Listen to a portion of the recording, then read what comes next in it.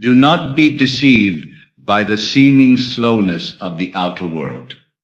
Reality, as you know it, is only a reflection, a mirror to the imaginal act that has already taken place. What you call time is but a delay between seed and harvest. But the harvest is sure if the seed be sown. I invite you now not merely to believe, but to experiment. For this teaching is not for those who worship theory, but for those who dare to practice. You are the operant power. Nothing happens unless you do it within. There is a method, simple yet profound, that can alter the course of events, shift the trajectory of a life, and awaken you to the hidden laws that govern all manifestation. It is what some have called the ladder method, a tool not to manipulate the outer world, but to recondition the inner state that brings it forth. First, remove the idea of desire. We do not want, we assume. And to assume effectively, one must act in imagination with the same vividness as though awake in the physical world. The ladder is your symbol, not of ambition, but of certainty. Tonight, as you rest upon your bed, take this into your being. I will not climb a ladder. Say it 3 times, slowly. Meaningfully, let the words soak through the mind like oil through cloth. I will not climb a ladder. Repeat it as if forbidding it, as if resisting the very idea. Then close your eyes and enter the stillness. Feel yourself in another place, another time. In that silence, imagine a ladder. Do not merely see it, touch it. Place your foot upon the first rung. Grasp the sides with your hands. Feel the grain of the wood, the coolness of metal, the texture of rope. Climb. Feel yourself ascending, hand over hand, rung by rung. Hear the creak, sense the balance, and when you reach the top, descend. Do it again, and again, until the experience feels real, utterly real. Then sleep. Do this for 3 nights. Nothing more. Do not think of the ladder during the day. Say only, I will not climb a ladder. But the subconscious, impartial and obedient, has already received your command, for it does not reason. It accepts. In days to come, you will find yourself confronted by a ladder, by dream, by circumstance, by necessity. And before you realize it, you will climb. And in that moment, you will awaken not to the ladder itself, but to the truth behind it, that all things are created within and only mirrored without. This is not about the ladder. The ladder is but a symbol. The method is the message. The state you occupy, the feeling you accept as real. That is what solidifies into form. You do not manifest what you desire. You manifest what you are. So test it. Prove it. For what you accept in imagination and persist in must by law become your experience. You are told that your thoughts shape your life, but that is not enough. It is not thought alone that holds the key. Thought must be fused with feeling, and that feeling must be impressed so deeply upon the subconscious that it takes root and grows into form. The subconscious does not argue. It does not analyze. It accepts. It receives what is planted in it by way of vivid inner experience. You are not to beg or plead for your desire to come. You are to impress it. What impresses the subconscious is not the many words spoken during the day, nor the desperate hope that something will change. It is the imaginal act, felt with conviction, repeated in quiet moments, and believed in, that causes the subconscious to move. It is like a seed sown in silence, beneath the surface of the earth. Nothing appears at once, but beneath, the miracle is already unfolding. And all of it began in imagination. You do not need to be clever. You do not need eloquent affirmation. What is required is belief in what you imagine, and the willingness to feel its reality. If you were to desire health, it is not by saying, "I am healthy," 1,000 times that the change occurs. It is when you lie still and enter into the imaginal scene of yourself being well, walking, breathing, smiling, and truly feel as if it were real, that the subconscious is touched. The moment you engage your senses inwardly, to see what is not there, to hear what has not yet been spoken, to feel what the world would call fiction, you have stepped into the creative act. You are sculpting from the invisible, and the deeper you feel it, the more real it becomes within, and the more surely it will reflect without. There is a sacred truth often missed. The subconscious accepts the drama of your imagination. It responds not to logic, but to feeling. So you do not impress it with mere statement, you impress it with experience. This is why daydreaming, when idle and uncontrolled, does not change anything. But structured, emotional, repetitive inner drama, this changes everything. Let us say you wish to manifest a new job. You do not beg for it. You do not go around saying, "I hope it comes." You go within. You quiet the body. You close the eyes. You slow the breath. And you construct a scene that would imply your wish is already fulfilled. Perhaps you are shaking the hand of your new employer. Perhaps you are reading your new job offer. Perhaps you are walking out of the building with joy in your step. Feel it. Make it natural. Let it be short, a moment, a glimpse, but make it rich with emotion. Now replay it. As you fall asleep, let it loop like a lullaby. Let your emotions wrap around the act. Feel the excitement. Hear the sounds. Let the subconscious take over. For in sleep and in those quiet states just before it, you are closest to that deep, fertile ground in which all things grow. You will not always feel it deeply on the first night, but if you are persistent and if you allow the drama to become more vivid with each repetition, the impression deepens. The subconscious begins to accept. And once accepted, the world must obey, for what is believed within must become fact without. This is the true work, not the outer hustle, not the endless striving, but the quiet inner cultivation of belief through felt imagination. If the imaginal act is strong enough, if it is repeated enough, and if you remain loyal to it, even when nothing seems to change, it must unfold. Some will say, "But I imagined once, and nothing happened." They forget a single drop does not fill a well. The subconscious is moved through repetition, not of words, but of experiences felt. And once moved, it rearranges the outer world without your effort. Doors open, people shift, events unfold, often in ways you could never have designed. The outer world is not the cause, it is the echo. It is the shadow of what has already been impressed upon the inner. So you must return to that sacred space of imagination, not as a visitor, but as a builder. You must learn to dwell there, to feel the joy of the wish fulfilled, and to live from that state, even when the senses deny it. It is not deception, it is creation. You are not lying to yourself. You are instructing the subconscious.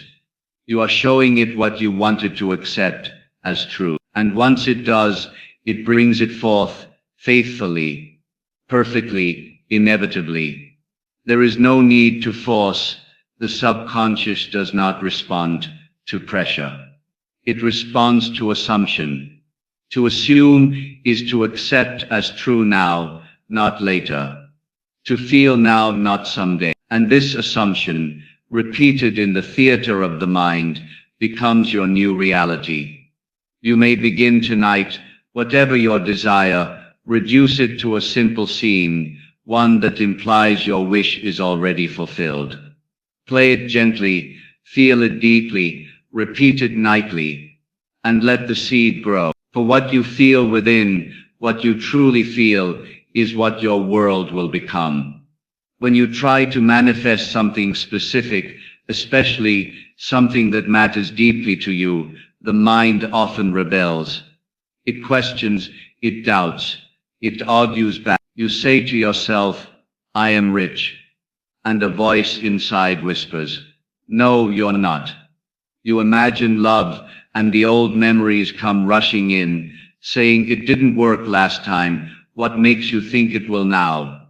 This is the resistance that quietly blocks what could be yours. It is not the outside world preventing you. It is the inner refusal to fully believe. So a gentle way is needed, a wiser way, one that moves around the resistance, not against it. You don't need to overpower the mind. You need to distract it. You need to plant the seed in such a way that it doesn't set off alarms, where the conscious mind doesn't rise up in protest. And that's where the method of the ladder becomes such a beautiful tool. The ladder means nothing to the conscious mind. It has no emotional charge. You don't crave it. You don't resist it. It doesn't trigger memories or logic. So when you imagine climbing a ladder, hand over hand, rung by rung, there is no battle. There's no internal debate about whether you deserve it, or whether you can afford it, or whether it's even possible. You just imagine it, and the image slips through the cracks of awareness and lands directly in the subconscious. This is the brilliance of using neutral imagery. It bypasses the wall. It slips past the gatekeeper. There is nothing for the mind to fight against. The image is simple, clear, and free from emotional weight. And yet, because it is vivid and repeated with feeling, it still carries power. It still speaks to that deeper part of you, the part that listens and creates. Imagine climbing a ladder, not once, but many times. Imagine it in the morning, as you wake. Imagine it in the afternoon, as you pause. Imagine it at night, as you drift to sleep. Don't strain to feel anything. Just do it softly, lightly. See your hands, feel the steps, hear your breath, and let it be real. Not because you force it, but because you gently allow it. Now add to that a statement, a spoken refusal. I will not climb a ladder. Say it with certainty. Say it not once, but several times a day. Say it with conviction. You are not lying. You are creating contrast. You are feeding the subconscious two signals. One is verbal, conscious, and protective. The other is silent, emotional, and creative. And the subconscious does not respond to words. It responds to the inner act. The ladder method teaches something deeper than just how to manifest a ladder. It shows how reality is shaped, not by what we hope for, not by what we say aloud, but by what we accept emotionally and vividly within. And sometimes the best way to accept something is to not care so much about it. When you drop the weight, when the thing has no pressure attached to it, it enters more easily. It sinks in. When you apply this to your own desires, you begin to see how clever the subconscious truly is. If you want something badly, a new home, a relationship, healing, and you keep imagining it with urgency, you stir up both hope and fear. That mixture creates confusion. But if you choose something simple, a scene, an image, a small act, and repeat it with gentle feeling, you gain access. You begin to impress the inner mind without noise, without stress, without interference. So when someone says, how do I make it happen quickly? The answer is, make it light. Don't push. Don't argue. Don't reason your way into faith. Just let the image in. Let it breathe. Let it become natural. This is not trickery. This is law. The mind, when unguarded, becomes fertile. The image, when undisturbed, becomes real. And the experience, when rehearsed without resistance, becomes the blueprint for your world. Use the ladder not just as a physical object, but as a symbol of neutrality, of simplicity, of silent acceptance. And when you understand the power of this kind of imagery, you will begin to choose your scenes wisely. You will not try to fight your own disbelief.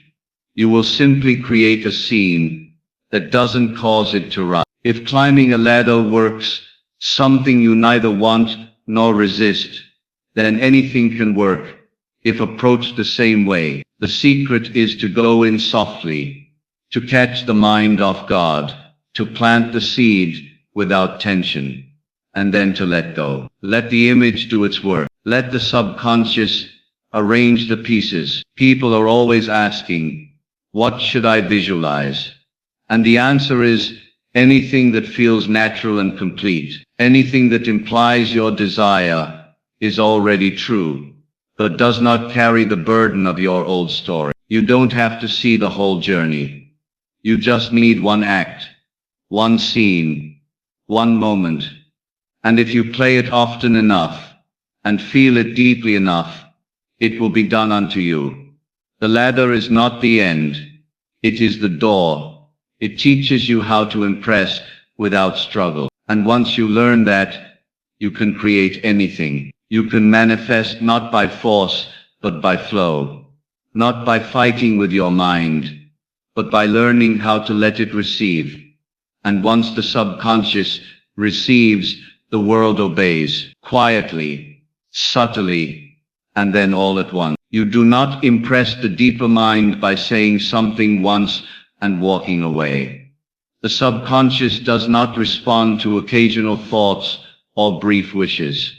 It responds to the feeling that is repeated again and again, until it becomes a natural part of your inner world. This is not about effort. It is about rhythm, the quiet, steady rhythm of repetition, joined with feeling. You may speak 1,000 affirmations, but if there is no feeling behind them, they are like seeds tossed onto stone. But take even a simple sentence and feel it and repeat it, and the stone breaks, the soil opens, and the seed takes root. It is not the many words, it is the one truth, felt again and again, that changes everything. When you repeat an imaginal act, you are not trying to force it into being, you are allowing it to become real to you. This is the difference. You are not pushing, you are returning, over and over, to the state of the wish fulfilled. And with each return, it feels a little more natural, a little more believable, a little more like home. Repetition is not mechanical, it is not mindless, it is creative. Each time you imagine the scene, you are re-entering that state of being, as if you already are the person you long to become. You step into the experience and dwell there for a moment, and then you return again, the next night, and the next, until the line between inner and outer begins to blur. Let's say you are manifesting a loving relationship. Do not try to visualize every detail, every moment of the journey. Instead, choose one scene, a short and simple one, like holding hands at a dinner table, or hearing the words, I love you. Then go there in your mind. Make it vivid. Hear their voice. Feel the warmth of their hand. Let the image take shape. Then return to it again, later, and again tomorrow. Not because it hasn't worked, but because repetition is how you deepen belief. You are training your inner self to accept this new state as real. The old beliefs will not vanish in one moment, but they are weakened each time you revisit the new state. And one day, without effort, the new feeling becomes more natural than the old one. That is the moment the world begins to shift. If you do it once and walk away, the impression fades, the old state returns. But if you return to the imaginal act again and again, like a song that plays softly in the background of your life. Then the feeling stays with you. It begins to shape how you walk, how you speak, how you look at the world, and the world reflects it. There is something powerful about doing this just before sleep. When you are drowsy, the mind is quiet, the guard is down, the subconscious is more open. So you imagine your scene, slowly, gently, and with feeling.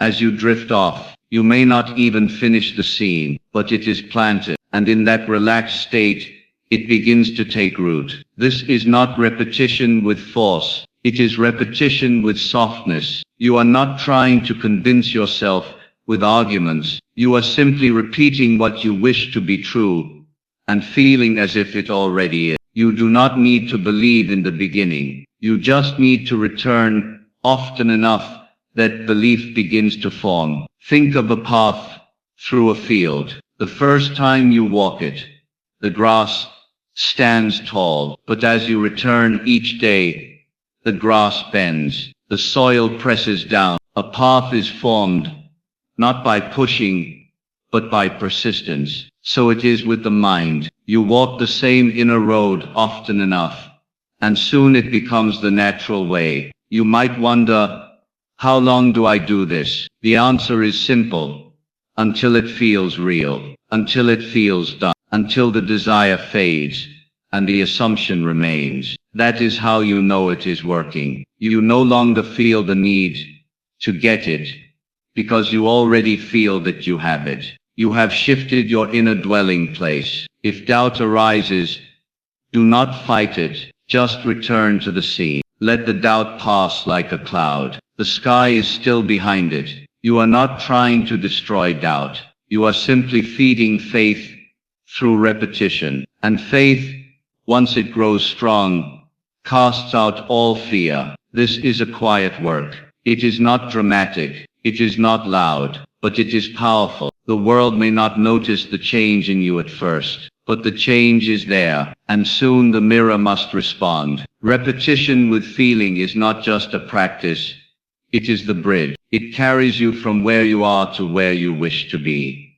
Not by changing the world, but by changing what you feel to be true. And what you feel consistently and deeply is what becomes your life. You do not get what you want in life. You get what you. This is the key many ignore while chasing desires. They hope, they wish, they beg, and yet nothing changes. Why? Because they have not yet accepted the state of already having it. They live in wanting, not in being, and the world always mirrors back the state you occupy, not the one you talk about.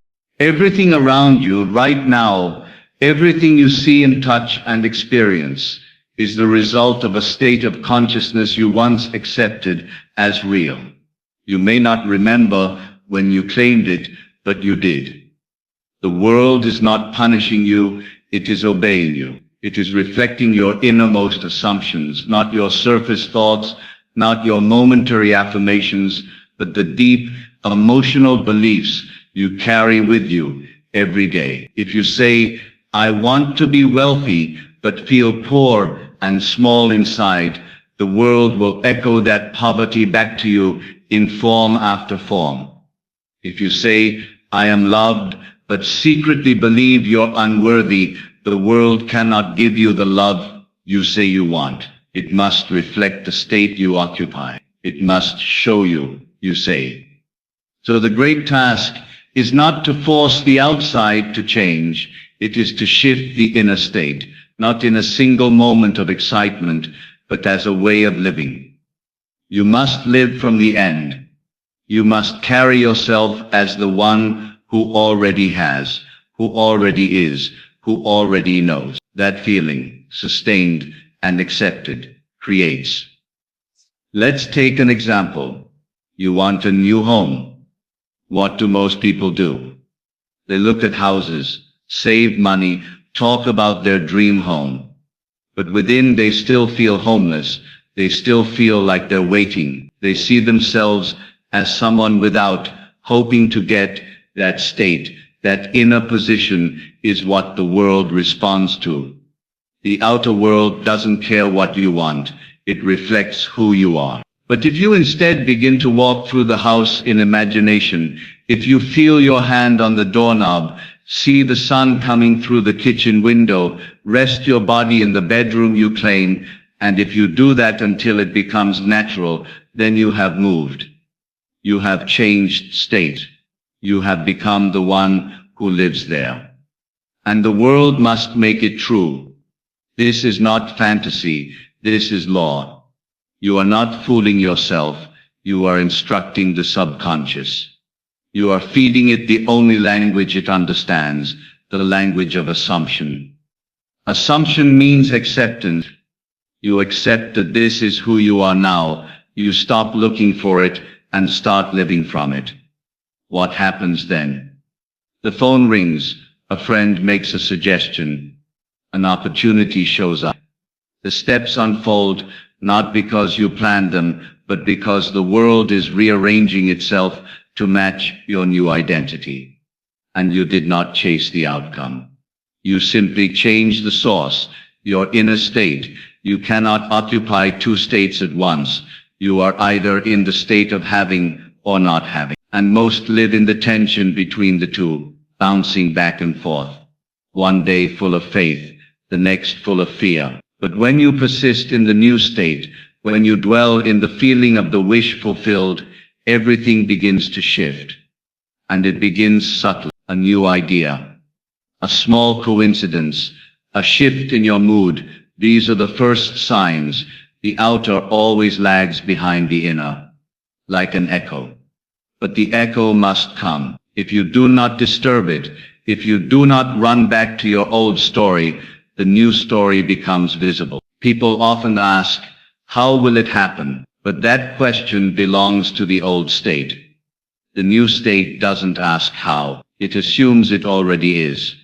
You do not need to know the way. You only need to know the end. You define the destination and let the power within draw the path. This is why effort often fails. When you try hard to change the world without changing yourself, it resists you. It holds up a mirror to show you that you have not yet moved. But when you change yourself, when you become the version of you that already has what you desire, the mirror reflects something new. This is not about pretending. It is about embodying. You are not faking it. You are choosing it. And that choice, made again and again through feeling, becomes a conviction. And that conviction becomes a reality. So if you want to change your life, do not start with the world. Start with you.